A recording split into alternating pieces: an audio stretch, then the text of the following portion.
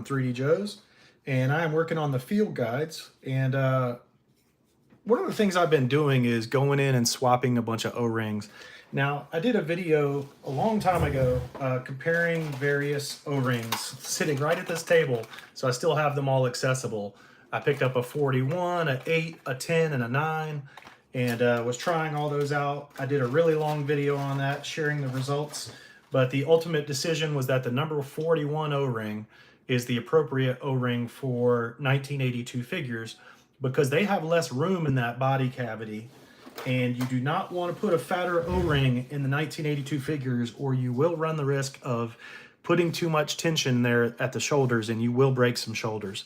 I learned this the hard way with a 1982 Stalker about 16 years ago. So what I'm doing today is looking at 3 1982 Grunt specimens. Now, these come from my childhood. One of them comes from my childhood collection, and 2 of them comes from another gentleman's childhood collection. So I feel pretty safe in saying that these are not tampered with, not Frankensteined.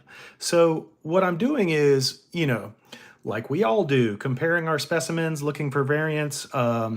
And at times, if you have something that's very nice on one and not so nice on the other, you might want to swap a part out here and there. And so the point of this video is, number one, be very careful when you accept things into your collection. They had 2 rifles, 1 and 2. These 2 rifles are not the same. This is a knockoff M16. And thank you to Henry Kaufman. I think we figured out that it was from a line called the Bad Guys or something to that effect. So if you see the handle here, the handle pushes up too far, and that was the big tail. But there's also a bunch of other tails. If you look at where the plastic is poured into the weapon, there are markings on all of these G.I. Joe weapons that will tell you where the plastic was poured in, where was the point that it came in. On the G.I. Joe Grunt M16, it's right there in the center of the stock. And so this weapon by the Bad Guys does not have that marking there for where the plastic came in. And so that's another tell. But the biggest tell was that the handle was too tall. So this is junk. This should not be in a vintage, a Real American Hero collection. So let's get that out of there. Just wanted to share that cautionary tale. Now, next up, in Grunt, I've got, 3 sets of arms here. There's only 1 set of arms that has both thumbs intact. Now, unfortunately, these arms that are intact came from this specimen that has all of the paint rubbed off on the knife. So there's supposed to be silver paint there on that knife, and there's just barely any, right? So if you open up these chest cavities, you will see markings. So this torso cavity is marked 4A on the inside. And I don't believe there's markings on the exterior inside. Yeah, there's no markings on the exterior inside, but I know because I just took it apart that this goes with that one. And this one is marked 4A in the cavity. You can look for that, look for number notations like that. This one does not have any on that side, on the front there. It does have nicer paint on the knife, so it'd be nice if the arms would work with this one too. Now, this cavity does not have any markings on it. And then let's look at the back side of the cavity.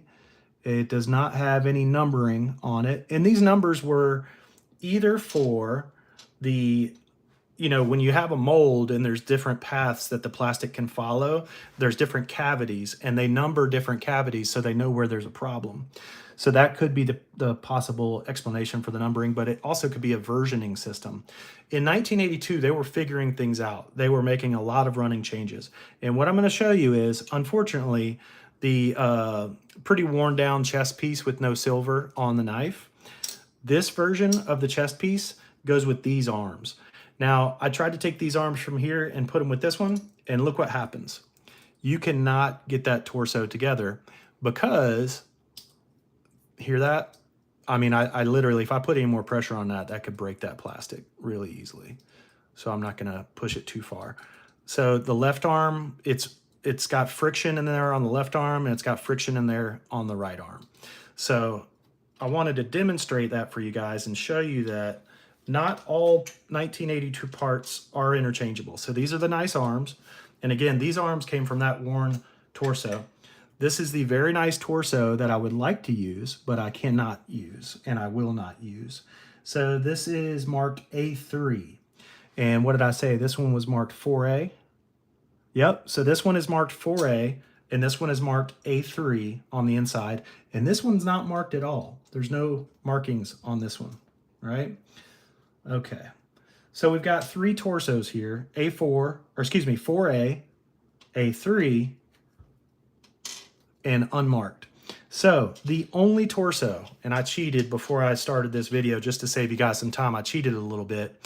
These arms right here, if you look at the cylinder that goes inside the body, they are also marked 4A right there on that cylinder. And so it was very nice of them to let me know that, hey, this only works with this torso that's marked 4A. So I'm going to put these arms in.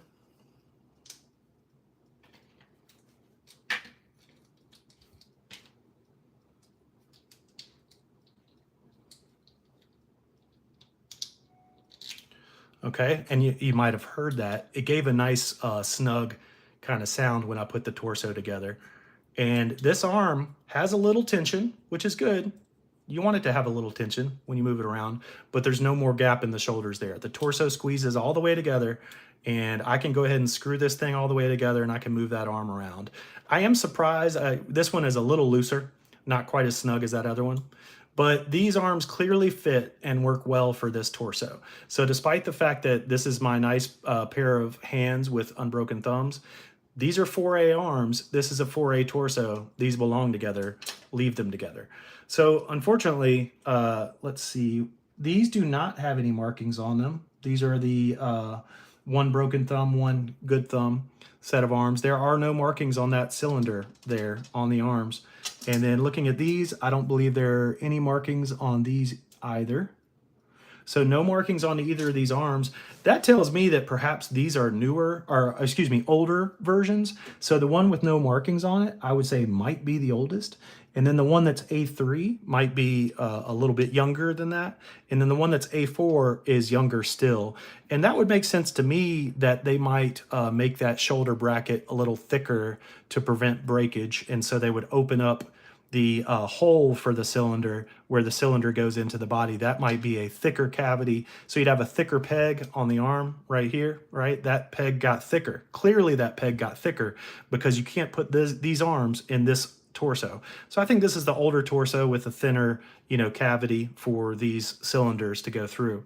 So the point of this video was, don't just arbitrarily swap parts for 1982 figures, because you could well be putting those figures in danger of breaking. If I forced these arms into this torso and just said, what the hell, and tried to squeeze it together and screw it together, there's a good chance I'd break that, shoulder the first time I tried to rotate it. So I hope that's helpful to you guys. Yo, Joe.